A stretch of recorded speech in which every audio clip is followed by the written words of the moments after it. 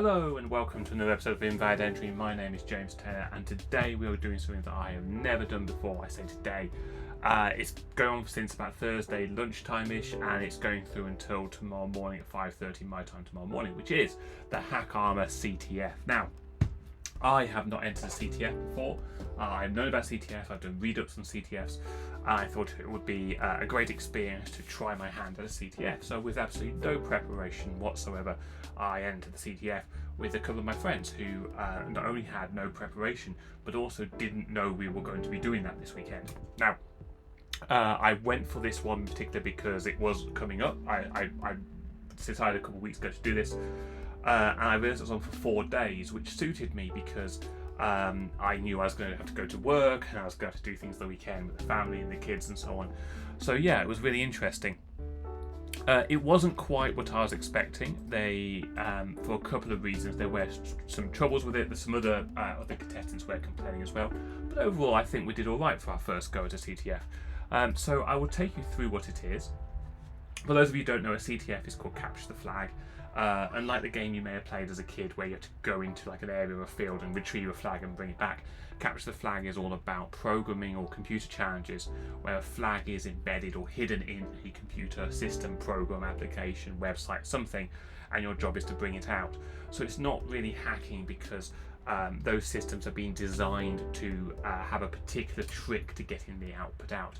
And it's designed to train you how to test vulnerabilities. So it's a way of training people in a gamified way to be security pen testers.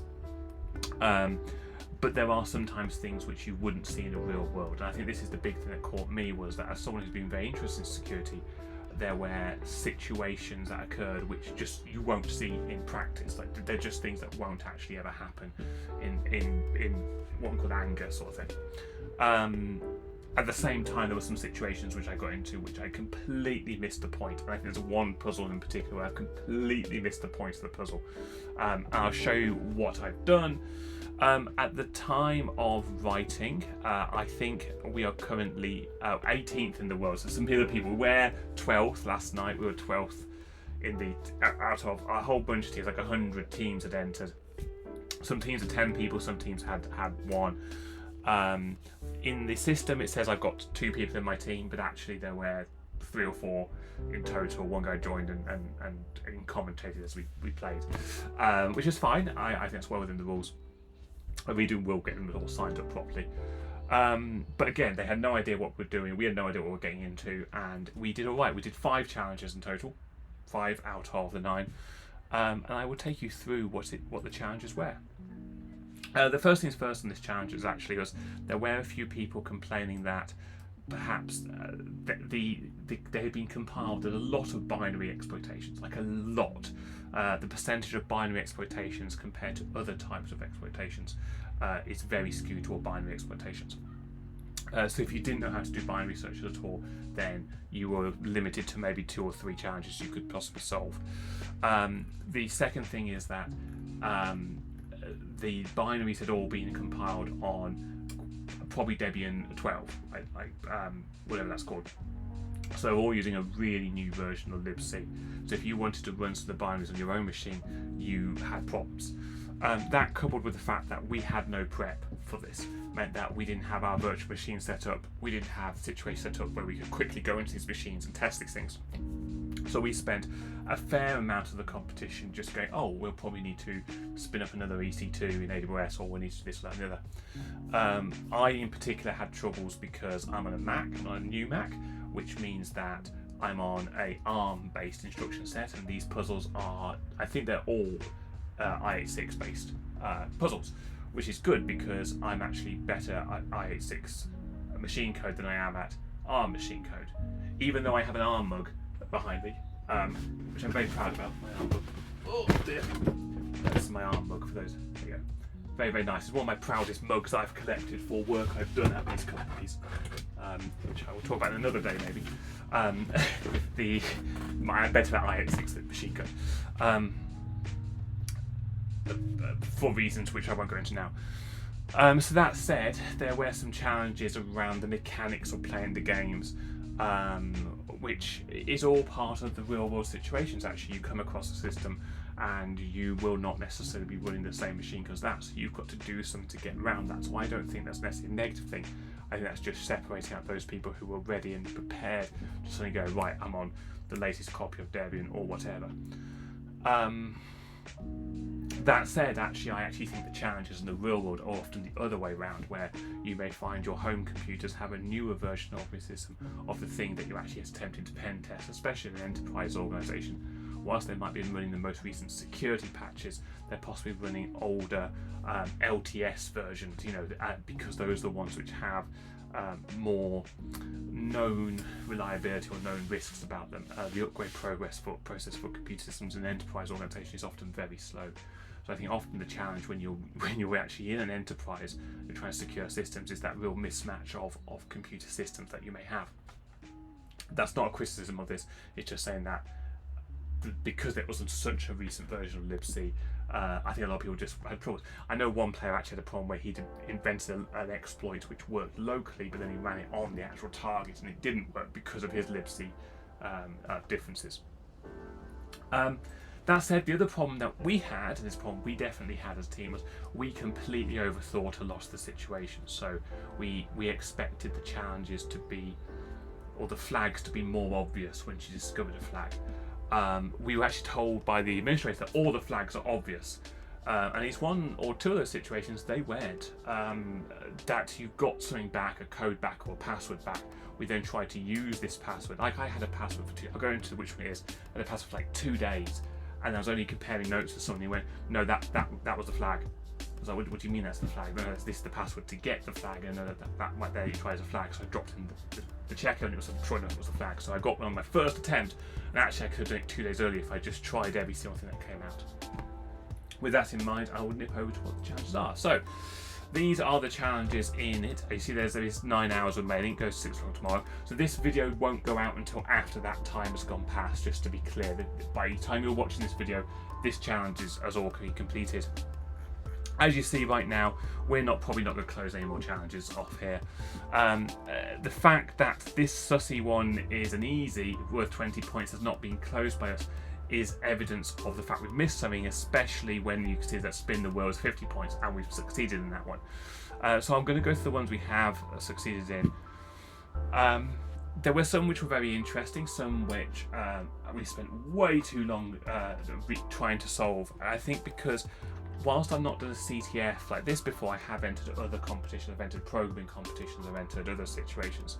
So CTF is a really interesting, this one's a really interesting one. I didn't recognise Tannhauser off the bat, so Tannhauser, okay, came up. Want to go into it, see what it's about, handwritten note. So we download this handwritten note, copy link address. Now,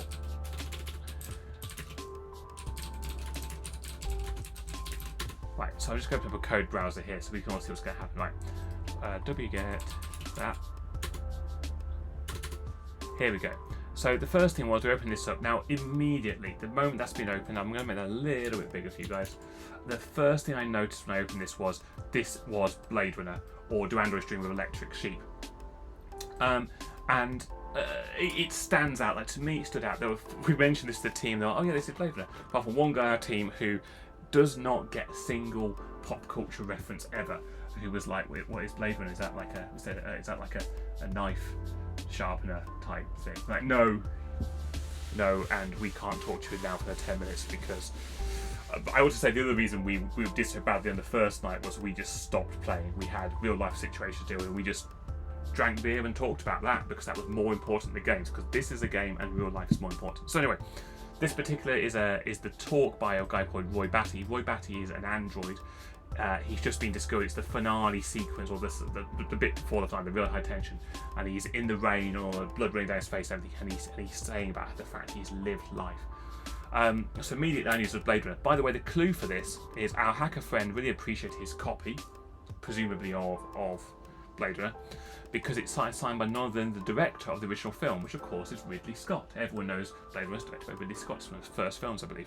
But knowing our friend, the text is sure to hold secrets beyond the beauty of the quote it contains. Now, it's signed Roy Batty, who's the android, not Ridley Scott. So I'm thinking, okay, there's a password here, Ridley Scott of some kind. And the second thing I noticed this in seconds. So I didn't cap this file, I opened up an editor, because I like to select things as I'm reading. And I noticed immediately here, I've got white space. I don't have white space turned on, but when you select, I do have it, it shows up when you select things. Just when I'm programming, because especially I work in generally Python, which is white space sensitive, so I like to be able to see white space. And I saw there was a ton of white space in this file, like an absolute ton of white space. There are, at the end of each line, tabs, and then, which is a tab there, and then there are spaces, and there's a tab. My first reaction was, especially when it's laid out like this with tab space, was it could be Morse with those gaps, but it's not. It's definitely not Morse, because Morse needs 3 characters, a dot, a dash, and a space, like a pause between letters. So you have a whole bunch of dots in a row. How do I know when one letter finishes and another letter starts? So it's not Morse. Second thought was straight away is it must be white space, the programming language white space. I thought it has to be edited because there's no tabs between any of these letters, and if it was a white space, you'd expect there to be some of these spaces here to be tabs as well. So even if it was white space, it would have been truncated, like chop all these off and run the program. It wasn't white space.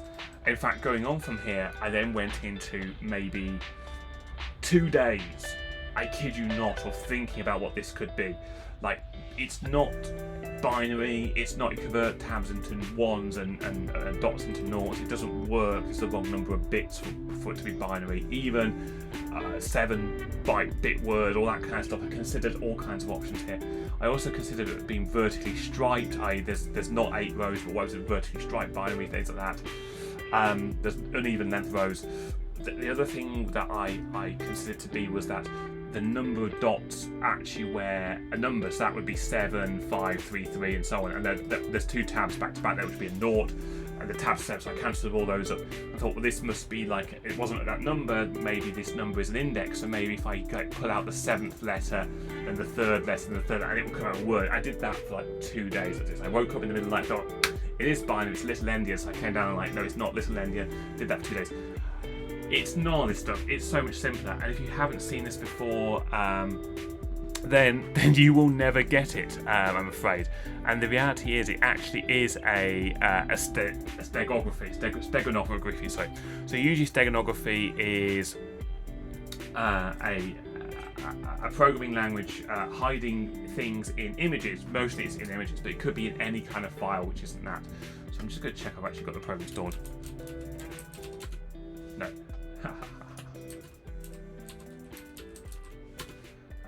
So I'm just going to open up my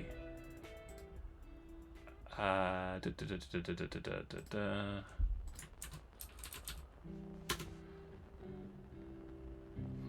didn't mean to that.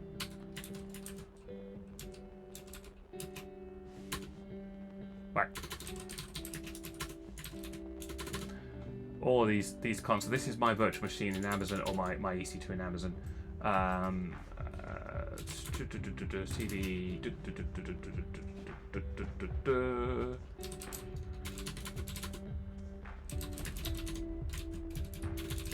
Where's my handwritten note?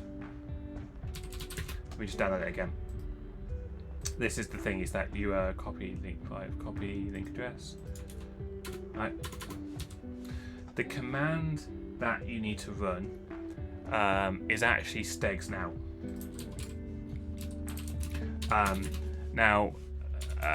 Again, this is the way it turned out is Blade Runner all lowercase. Why?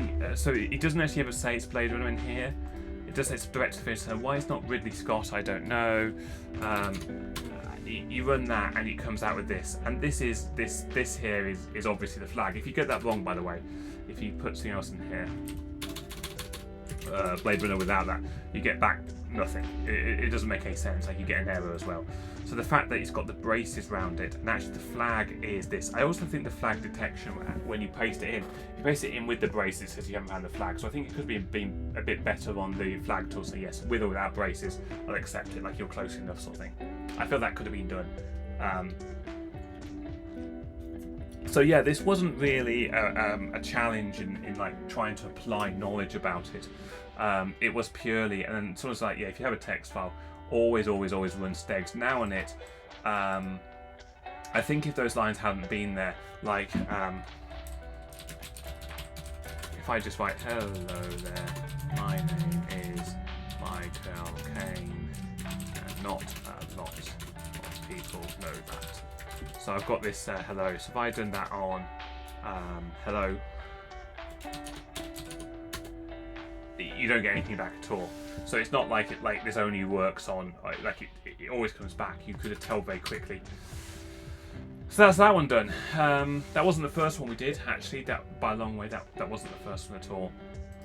It was, however, the one that annoyed me the most, and that was the answer, was if you didn't know about that tool, you were not going to get it done. There was no way you're going to reverse engineer inside the competition from so few bytes, especially as it's encrypted. And there were no actual puzzles where there was data like in a file where you had to kind of work out it was encoding from scratch. There was no puzzles along that scale. It was purely if you knew this tool, you got points. If you didn't know about this tool, you're not getting points. And I would have liked to see something where actually there was actually a solution. I guess that's more of a programming cryptography type challenge, rather than, let's say, data security challenge. And then they do actually say that they are cryptography or whatever they actually do say on them. This one here says cryptanalysis. This one actually does say cryptography, see, so it doesn't say cryptanalysis. Which is weird because selfies on Mars was actually one of the first ones we solved. There are 4 pictures, you can open these up, and they are pictures of Mars. When you actually look at them again, it's a matter of running stagecraft. So you can spend as long as you like looking on these ones. So selfies on Mars.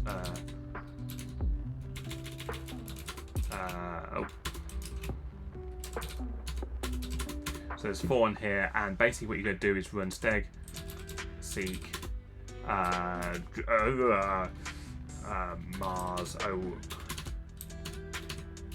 1.jpg, and then we're going to run. And by the way, we did all the usual stuff from looking at EXIF data. We did all the analysis. We opened them up to see if they have been edited in any way, and we noticed there was data in these things.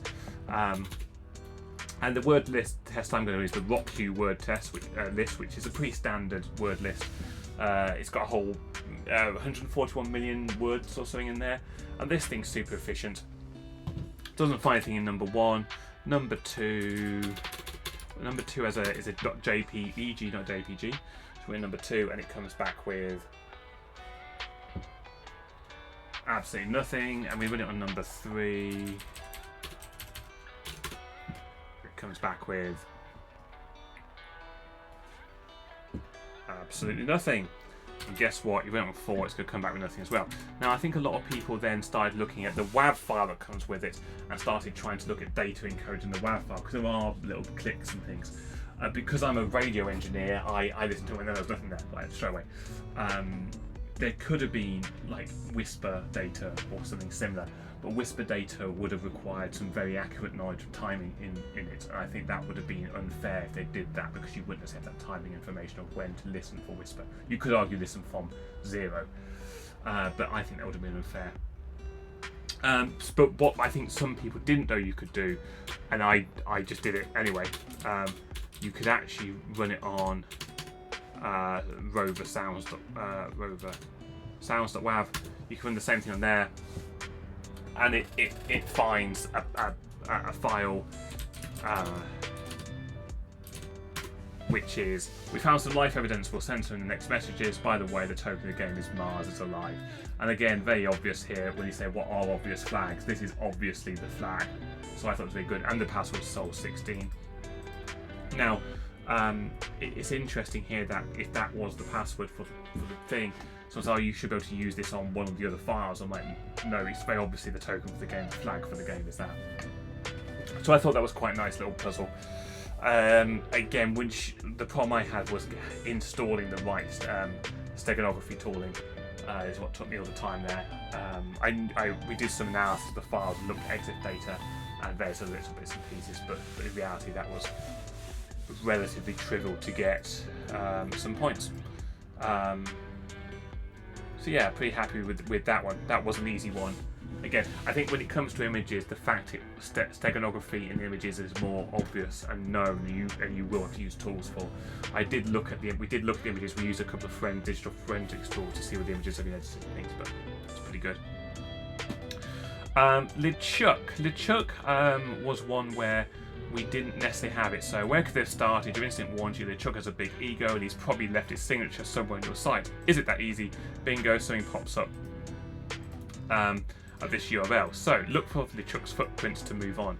So this one took us way too long to solve as well. Basically, this is not a HTML page, it's pure text. So if you view source, you're not going to see anything other than this, apart from what your browser's inserted to make it renderable. And there's a little bit of, I think there was some misleading commentary in the Discord which says you don't need to brute force to solve this one. We actually spent a clue on this one because we ran a directory fuzzer. I went a couple wrong ways on this one as well because I didn't know what the boundary of the challenge was. Is this the boundary or was this the boundary? Like if you start saying we have to search not just a truck but slash as well, because there were some other files on the web server.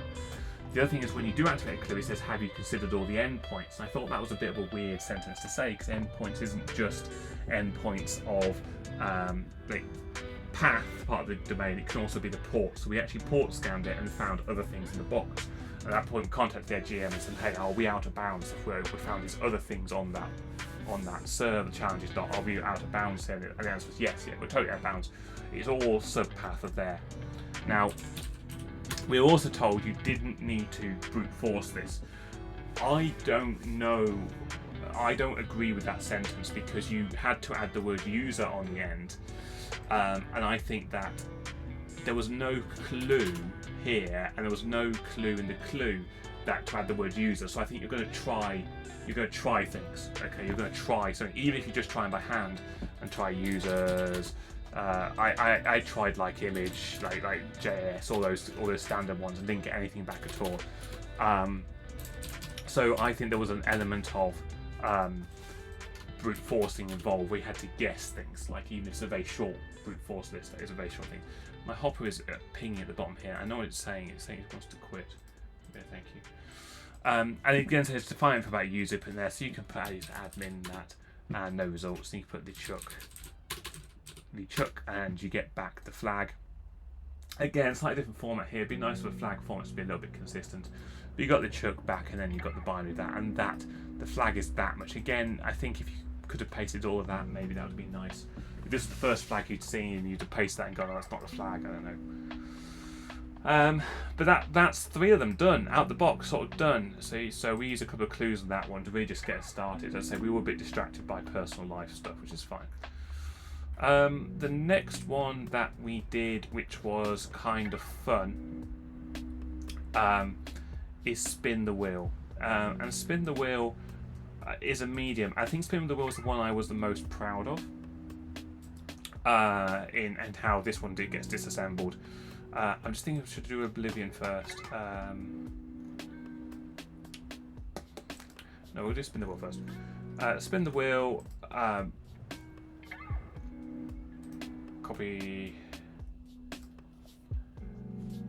It's a zip file that contains executable to access the same kind of system. So, come out of that box. We'll get spin the system. So we've got this thing out called auth, which is a binary. The first thing you should do on any binaries is just look at them using whatever tooling you like. So I like strings, just to see what's in there, and you get back a whole bunch of random stuff in here, which really doesn't really tell you very much at all. If you were to throw this into a disassembler, now I need to get a copy of Hopper. I used to have a copy of Hopper. I love Hopper. I like Hopper more than some other tools which other people have suggested. I think mainly because I'm used to it. It's not really a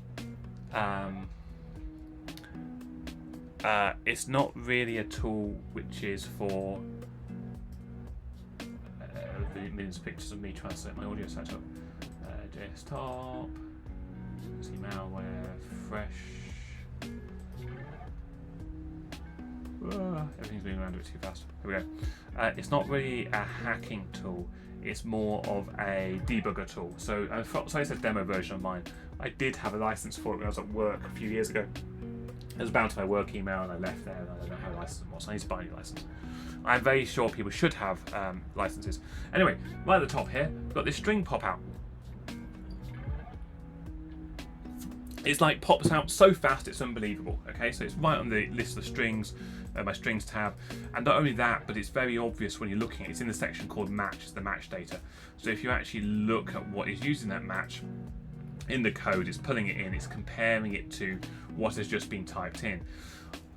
What I then did was I went on my self computer, my AWS computer, and ran the malware and then tried to use this password. And this password did not work in the malware, so I spent 2 days trying to work out whether this was like encrypted, was it Zord, because I noticed there was some subtractions going on when you go into this function. There were some things I was trying to diagnose what this thing actually did. I was like completely off the reservation because that is the flag. And again, there's no open close braces on it, there's no the flag is. I thought this was the password because the thing came with, like you said, when you're on this contest, enter the password to get the flag sort of thing. I thought this was not the flag, just the password to get the flag. So this was actually the flag, as I had it for 2 days because it drops out the disassembler straight away. And actually what's weird is I can never actually get it to work. So when I actually type the password in, the executable here was a bit weirded that if you didn't type anything at all, it would go into no password. But if you did type stuff, it wouldn't go into this. It would sort of crash. Because I think I had the wrong libs. I think it may be down to this libc type issue. I don't know. So this had crashed anyway. So I'm very disappointed that this actually didn't work. I was basically sitting there with the password for 2 days. This wasn't actually one I was really impressed by. This is one which was just. It was easy. Like there's the password. It pops out in strings. You look through the string saying what here looks like a password, and it's that. That's the password. That said, the sussy one, going back to the hack armor simple one, this one, done the same thing there. I don't see anything which looks like that. So if I just do that very quickly, I'm on the computer.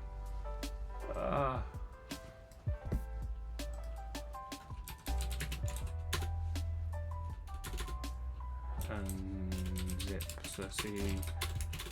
I've now got a file called malware so many times on my computer, it's unbelievable. So yeah, Hopper, and I've used various other disassemblers as well in this as well. So I'm going to affected folder again, sussy malware in here. Well, have I got a window open somewhere? Oh, affected folder, sussy malware. It's elf, whatever. There are strings in here, but these strings, when you actually go into them, I believe this actually is a Rust program that's being compiled. Because you see various things about Rust in here. There are strings in here which are things that are interesting. There are URLs in here which are things to try down. And this is a very large executable because I think it then downloads stuff. I couldn't run this. I never managed to get this to run, which is really annoying. I don't see any URLs now when I'm looking at it. But if I look for sus.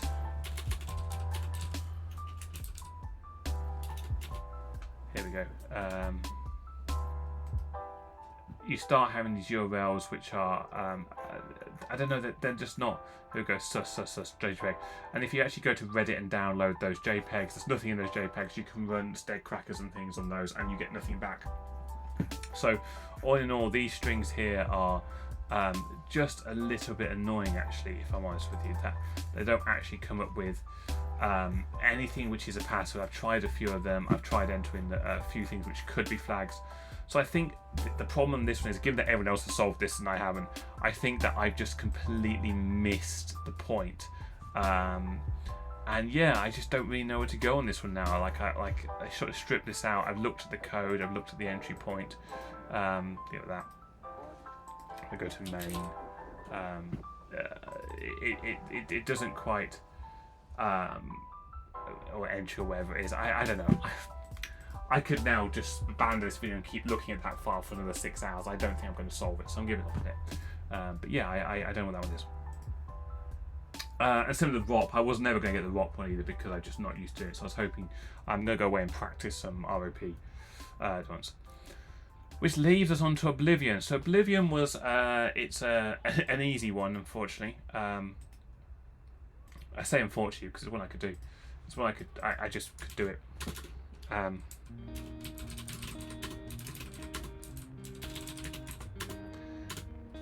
So this is an exfiltrator. When you run it, it spouts out some Russian, which is quite cool.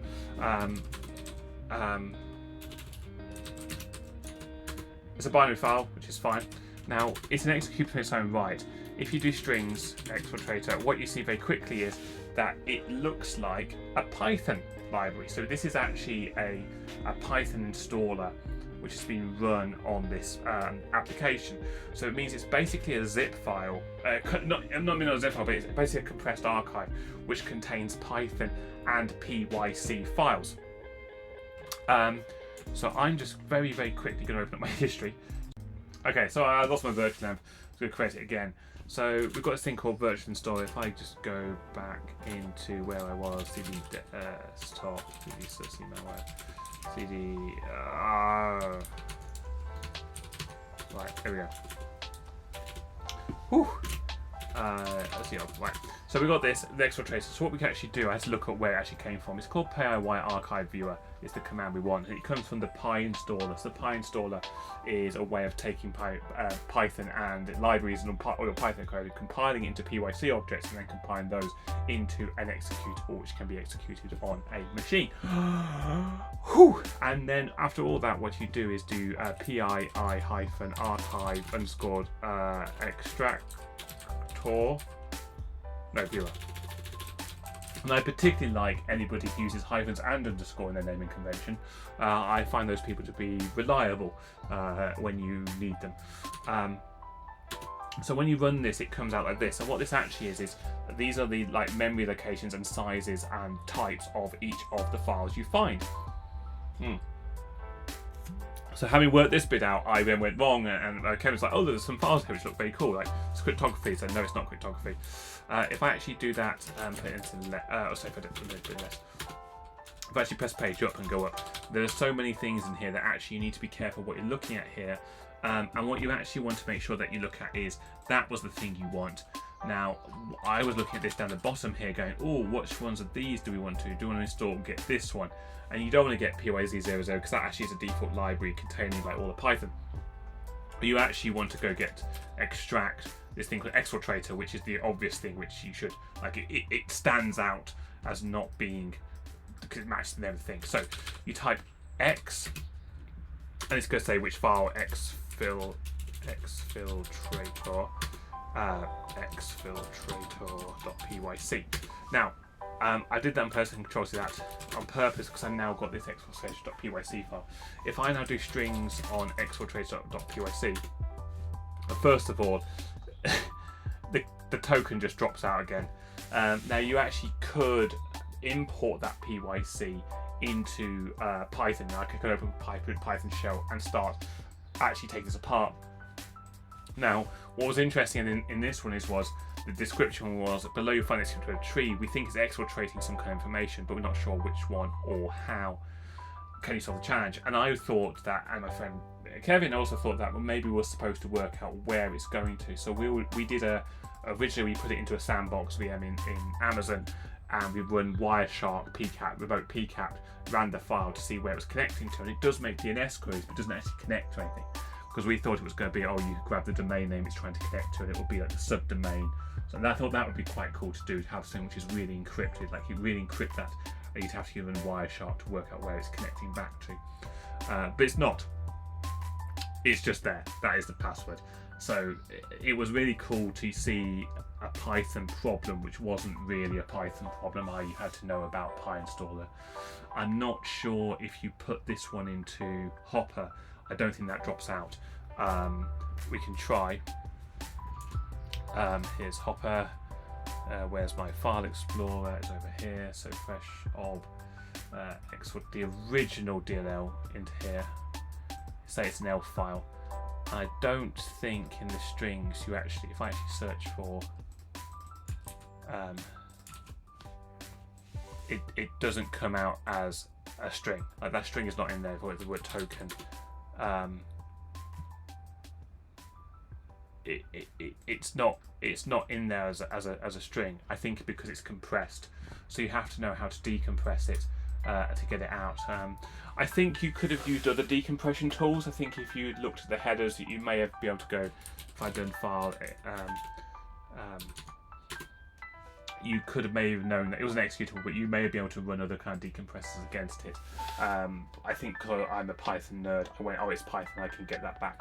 So I solved that one quite quickly once I realised it was Python, which admittedly I did the next day. I downloaded it, I think, on the Thursday, and we talked all Thursday night, and then Friday I came along and was like, yes, I can do that one in seconds. And I say it just dropped out. Once it didn't quite drop out because we went into the wrong files first. But yeah, going back to the start and just running it through very simply.